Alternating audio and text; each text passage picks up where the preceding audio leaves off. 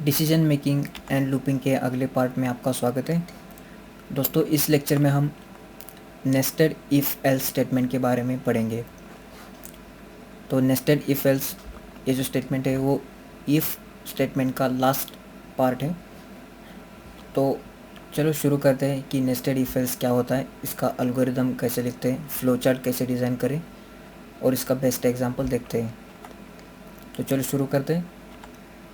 Nested if else statement: when series of decisions are involved, more than one if else statement is used in nested। इसका मतलब ये है कि अब तक हमने देखा कि मल्टीपल डिसीजंस कैसे लेते हैं, मल्टीपल इफ़ एल्स ब्लॉक कैसे लिखते हैं। तो इसमें नया क्या है, तो नेस्टिंग में एक इफ़ एल्स स्टेटमेंट के अंदर हम एक और इफ़ एल्स स्टेटमेंट लिखते हैं। जैसे कि मान लो अगर इफ़ कंडीशन रखी तो इफ़ के ट्रू ब्लॉक में हम एक और इफ़ ब्लॉक लिख सकते हैं और एल्स के ब्लॉक में एक और एल्स इफ ब्लॉक या इफ़ एल्स ब्लॉक लिख सकते हैं। यानी कि एक ब्लॉक के अंदर दूसरा ब्लॉक सेम लिखना, उसे नेस्टिंग कहा जाता है। तो ये नेस्टिंग फंक्शन के लिए भी यूज़ करते हैं, nesting of functions, nesting of if else, nesting of switch case. तो चलो आगे देखते हैं। तो इट विल एग्जीक्यूट सिंगल और group of statement when true block condition और inner block of else block get executed. जैसे कि मैंने कहा कि अगर हमें मल्टीपल एक के अंदर दूसरी कंडीशन लिखनी हो तो ये नेस्टिंग का इस्तेमाल किया जाता है। तो इसका सिंटैक्स देखते हैं कि नेस्टिंग ऑफ इफ़ एल्स कैसे लिखते हैं। अब यहाँ पे आप देख सकते हैं इफ़ कंडीशन 1, अगर इफ़ की पहली कंडीशन ट्रू हो तो आप देख सकते हैं उसके अंदर इफ़ ब्लॉक में यानी कि ट्रू ब्लॉक में एक और इफ़ एल्स ब्लॉक लिखा हुआ है। यानी कि फर्स्ट यहाँ पे सब कंडीशन 1 लिखी हुई है। अगर वो कंडीशन ट्रू हो तो स्टेटमेंट 1 एग्जीक्यूट होगा, अगर वो फॉल्स हो तो एल्स स्टेटमेंट एग्जीक्यूट होगा। और वैसे ही अगर ये मेन इफ़ ब्लॉक का एल्स ब्लॉक में भी आप देख सकते हैं एल्स के अंदर एक और इफ़ एल्स लिखा हुआ है, उसमें सब condition 2 statement 2 else block up statement 2 लिखी हुई। तो इसे नेस्टिंग कहा जाता है। ठीक है, तो इसका फ्लो चार्ट देखते हैं कैसा होता है। अब यहाँ पे मानो आपने प्रोग्राम की एंट्री हुई, यहाँ पे आपने इफ़ में पहली कंडीशन रखी, अगर ये कंडीशन ट्रू हो या फॉल्स हो उसमें एक और इफ़ एल्स ब्लॉक आ जाएगा। यानी कि इफ़ कंडीशन 2 और इफ़ कंडीशन 3 इफ़ में और एल्स में आ गई, उसमें भी हम ट्रू स्टेटमेंट फॉल्स स्टेटमेंट हर एक में आ गई। ठीक है, तो ऐसे इसे नेस्टिंग करके लिखा जाता है। और उन सब के बाद एक डिफ़ॉल्ट स्टेटमेंट होता है। आप कितने भी नेस्टिंग लिखो, सबके बाद एक डिफ़ॉल्ट स्टेटमेंट हमेशा एग्जीक्यूट होता है। ठीक है, तो ये था नेस्टिंग ऑफ इफ़ एल्स का फ्लो चार्ट। अब इसका एग्जांपल देखते हैं हम एल्गोरिथम के हिसाब से। मान लो कि हमें एक प्रोग्राम डेवलप कराना है 3 नंबर कंपेयर कराने के लिए। तो उसमें हमें ए में वैल्यू 500 हो, बी में 300 और सी में 100 हो। तो इसे नेस्टिंग ऑफ इफ एल्स से हम कैसे कंपेयर करते हैं ये देखेंगे। तो यहाँ पे हम अब 3 वेरिएबल डिक्लेयर करेंगे, जो कि फर्स्ट ए में 500 वैल्यू है, बी में 300 है और सी में 100 वैल्यू है। तब नेस्टेड इफ एल्स का इस्तेमाल करके हम देखते हैं कि इन ए बी सी में कौन सी वैल्यू ग्रेटर है। तो हमें पता है कि ए ये वैल्यू ग्रेटर है, तब हम इसे पहली कंडीशन रखते हैं, अगर 500 इज़ ग्रेटर देन बी यानी कि 300 and 500 is greater than C यानी कि 100, अगर ये कंडीशन ट्रू हो जाए तो ये डायरेक्टली प्रिंट करेगा परसेंट ए इज़ ग्रेटर, यानी कि ए इज़ ग्रेटर प्रिंट करेगा। उसके बाद हम एल्स में नेस्टिंग करेंगे। एक बार फिर से हम कंडीशन लिखेंगे, बी ए से कंपेयर करेंगे और बी सी से कंपेयर करेंगे, ठीक है। तो यहाँ पे हम एक बार फिर से चेक करेंगे।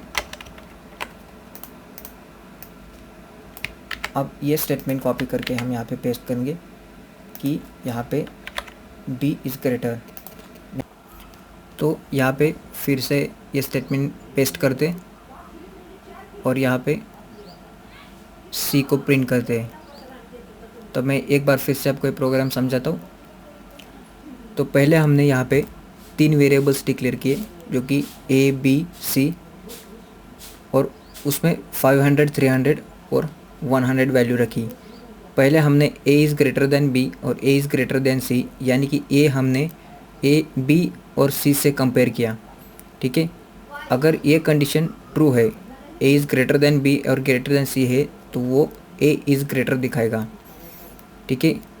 अगर ये फॉल्स है तो एल्स ब्लॉक में आ जाएगा और वो बी ए से कंपेयर करेगा, यानी कि बी जो है वो 300 है। अगर 300 इज़ ग्रेटर देन 500 और 300 इज़ ग्रेटर देन 100, तो इफ स्टेटमेंट एग्जीक्यूट होगा, ठीक है। अगर वो फॉल्स तो वो एल्स ब्लॉक में आ जाएगा और सी प्रिंट करेगा, यानी सी 100 है। चलो कंपाइल करके देखते हैं। अब आप देख सकते हैं यहाँ पे आउटपुट आ गया 500 इज़ ग्रेटर, क्योंकि 500 ये ट्रू है। अब वैल्यू चेंज करके देखते, बी को हम 3000 करते। अब दोबारा कंपाइल एंड रन करके देखते। अब आप देख सकते 300 इज़ ग्रेटर। तो हम अब वैल्यू सी की चेंज करके देखते हैं, 10,000 करेंगे। अब देखते हैं 10,000 इज़ ग्रेटर। तो इस तरीके से नेस्टिंग ऑफ इफ एल्स को यूज़ किया जाता है। नेस्टिंग ऑफ इफ एल्स का हम एक और एग्जांपल देखते हैं। Develop a program for ATM machine to display entered PIN is valid और नॉट। अब हम यूज़र से एटीएम का पिन एंटर करेंगे और वो नेस्टिंग ऑफ इफ एल्स से डिफरेंट वैल्यूज़, यानी कि डिफरेंट आउटपुट हम यूज़र को देंगे। तो चलो शुरू करते हैं। ये थोड़ा डिफ़िकल्ट एग्जांपल है कुछ, चलो शुरू करते हैं। सबसे पहले हम यूज़र से पिन एक्सेस कराने के लिए पिन वेरिएबल बनाते हैं और यूज़र से कहते हैं कि enter pin. User pin enter करेगा, वो पिन हम स्कैनएप से लेते हैं और वो पिन वेरिएबल में स्टोर करा देते हैं, ठीक है। तो अब पहले हम कंडीशन रखते हैं कि अगर पिन इज़ इक्वल टू 1 2 3 4 हो तो वह इफ़ ब्लॉक में आ जाएगा। तो यहाँ पे हम एक और कंडीशन रखते हैं और यहाँ पे हम एक और वेरिएबल लेते हैं कि यूज़र का बैलेंस स्टोर कराने के लिए, ठीक है। तो हम यूज़र को एक और चीज़ मांगेंगे बैलेंस एंटर कराने के लिए, ठीक है। तो यहाँ पे प्रिंट एफ करते एंटर बैलेंस, या फिर हम डायरेक्टली इसे असाइन कर सकते हैं यहाँ पर integer balance is equal to 0, ठीक है। अगर पिन सही हो तो हम इसके अंदर बैलेंस चेक करेंगे।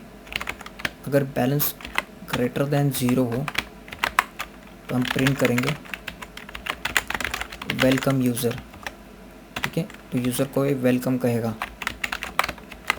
अगर बैलेंस ग्रेटर देन 0 नहीं है, यानी कि 0 है या निगेटिव हो, तो बैलेंस ये प्रिंट करेगा no balance in your account, ठीक है। तो ऐसे प्रिंट करेगा। तो ये इफ़ ब्लॉक के अंदर हमने नेस्टिंग ऑफ इफ़ एल्स का इस्तेमाल करके हमने एक और कंडीशन चेक करा दी। अगर हमारा पिन मैच नहीं होता, 1 2 3 4 नहीं है, तो ये एल्स पार्ट में आ जाएगा और वहाँ पे हम एक और कंडीशन रखते हैं यानी कि आपकी पिन रॉन्ग हो और वो आपने 999 से ग्रेटर एंटर करा दी, यानी कि पिन मालूम है आपको 4 डिजिट ही होती है।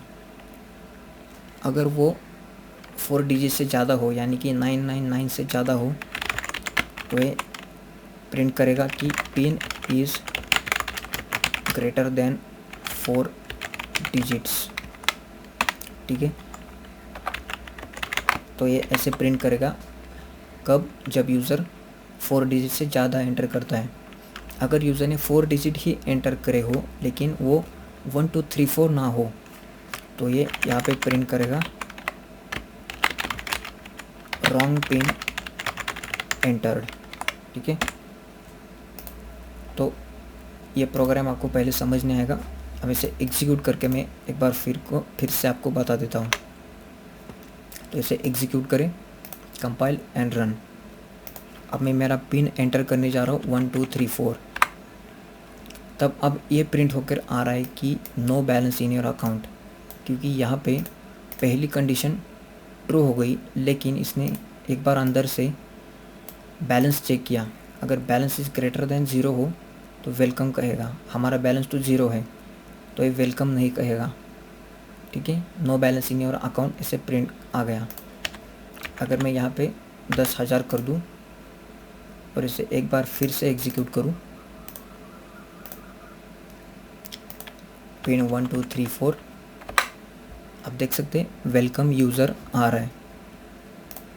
ठीक है, तो इस तरीके से इफ़ ब्लॉक हमारा एग्जीक्यूट होगा। तब अगर मैं मेरा रॉन्ग पिन एंटर करूं, तो एल्स ब्लॉक में कैसे आ जाता है देखते हैं। मैं मेरा पिन 4 डिजिट ही डालता हूं लेकिन रॉन्ग डालता हूं, 4 4 4। आप देख सकते हैं रॉन्ग पिन एंटर्ड, क्योंकि मैंने पिन तो 4 डिजिट ही है लेकिन रॉन्ग एंटर करा दी। अगर मैं 4 डिजिट से ज़्यादा एंटर करूं यानी कि 10,000, 1,000 या 10,000, pin is greater then 4 digits, ऐसे मुझे आउटपुट आ रहा है। यानी कि एक बार फिर से एल्स ब्लॉक में भी कंडीशन चेक करा दी गई। ठीक है, तो ऐसे nesting of if else work होता है।